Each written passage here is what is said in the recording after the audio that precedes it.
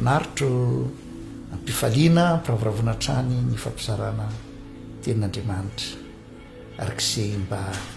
tsapako manokana araka ny temboly apôstôly sombitsombiny ny fahalalako izy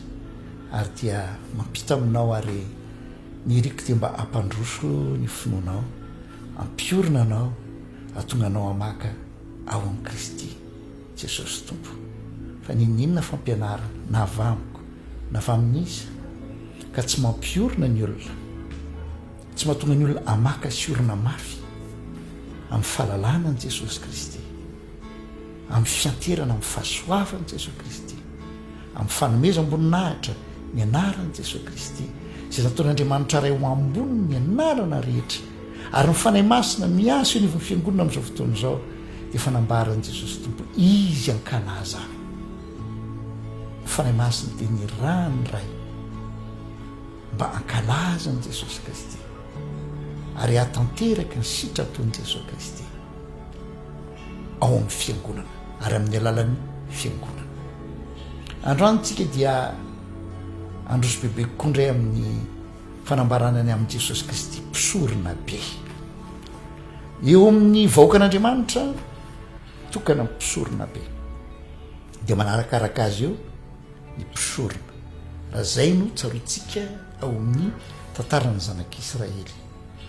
Ny zanak'Israely moa dia nalamin'Andriamanitra ho ny taranaky Levy no mikarakara mba ny fisoronana ary amin'ireo taranaky Levy ireo aza dia minga avy aty amin'ny Arona indray ny mpisorona be ny mpisorona dia ny ankoatran'izay manatanteraka ny zavatra tsy ao ambareo madinidinika akory fa ny antsipiriany eo amin'ny resaka ara-pivavahana tamin'izany voafetra tamin'ny resaka fananana voafetra hoe ny lahy voafetra ny taona voafetra ny toerana hoe tsy maintsy eo amin'ny taberina kely dia efa nitsangana ny tempoly tany Jerosalema dia tsy maintsy toerana anankiray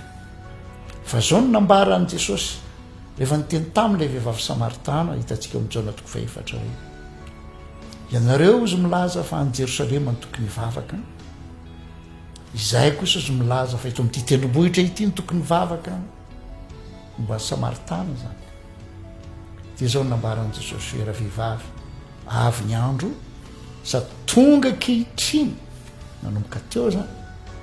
toy mandraka sa raha ny tena mpivavaka hivavaka amin'ny fanahy sy ny fahamarinana fa Andriamanitra dia fanahy koa izay mivavaka aminy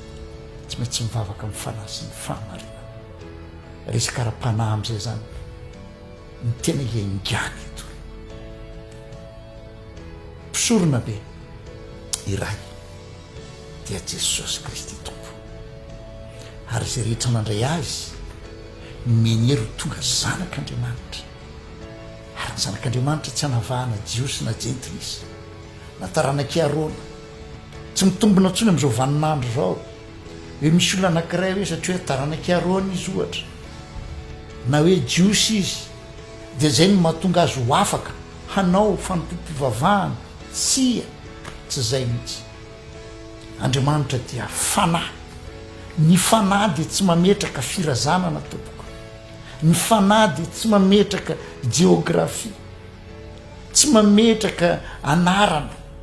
fa ny fanahy dia resaka firaisana amin'ny fanahy masina ao amin'i Jesosy Kristy tompo izay rehetra nandray azy dia nymenery ho tonga zanak'Andriamanitra ary ny zanak'Andriamanitra rehetra dia mpisorona mety gaga ianao amin'izany satria matetika ireo mieritreritra mpisorona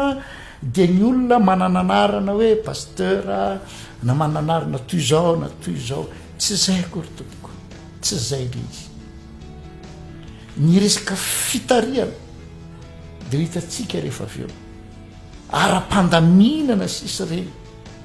mba hampirindra ny le asa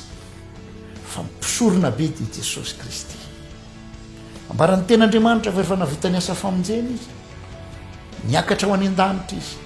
dia nipetraka eo kavan'Andriamanitra ray tsy toy maninany eo kavanana milaza fahefana zany efa nomen'ny ray azy ny fahefana rehetra any an-danitra sy diatany jesosy vao nandeha fandeha iraka amin'izay mandehana ianareo tovy mpianatra amin'ny firenena rehetra naraka an'izay eo kavanana izy mipetraka zava-dehibe zany ireo mpisorona tao amin'ny fanekena taloha mitsangana manao fanampivavahana itika mitsangana dia zao mbola misy asa tsy vita eo dia mitsangana le mpisorona fa jesosy miteny hoe vita teo amin'ny azo fijaliana ary rehefa vita tsy misy afa-tsony niakatra amin'izay izy avy eo dia mipetraka eo izy mipetraka efa totosany asa-pamonjena totosany fividianana antsika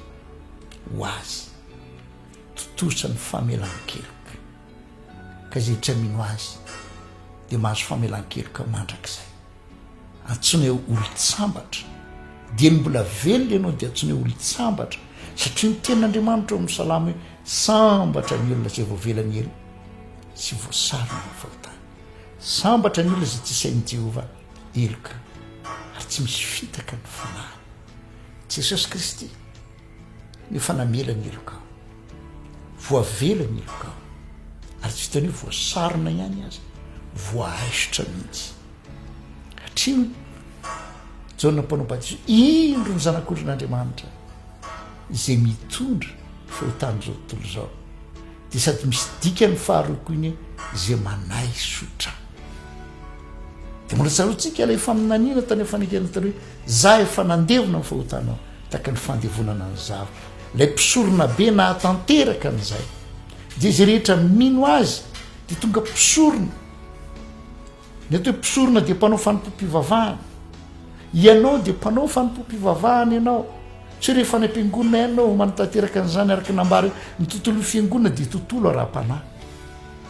manomboka amin'izay tena miseho mihitsy ilay hery hoe antso hoe dia ovaliko ianao tsy voatery hoe makary vao maheno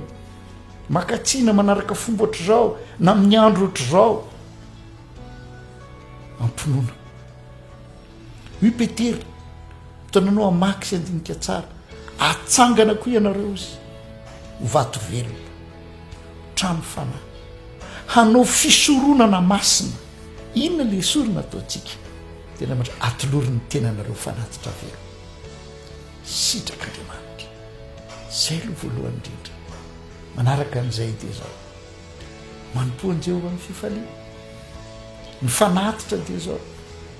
azotsika atao manohana ny azy fanatitra zany akoatra ny tenantsika natolontsika fanatitra velo azotsika atao mideran'Andriamanitra porsenantsika zany midera azy mankalaza azy fa mandrakizay ny famoram-pony ny mpisorona no mitarika an'izany teo amin'ny Israely